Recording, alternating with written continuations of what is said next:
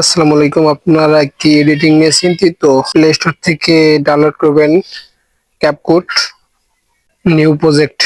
এখানে একটা ক্লিক করবেন, ভিডিওটা সিলেক্ট করবেন,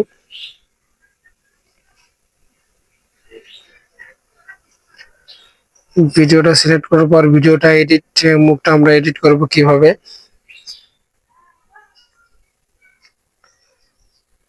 এখানে লেয়ারে টিপ দিব, দেওয়ার পরে এখানে স্ক্রল করব নিচে, রিডটস নামে একটা অপশন আছে,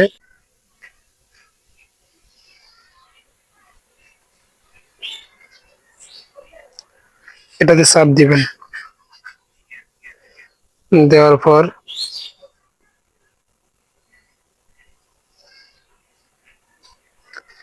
এখান থেকে মুখটা এডিট করে নেবেন, একটু হালকা একটু বাড়াই দিবেন, হালকা একটু বাড়াই, একটু হালকা একটু বাড়াই দিই,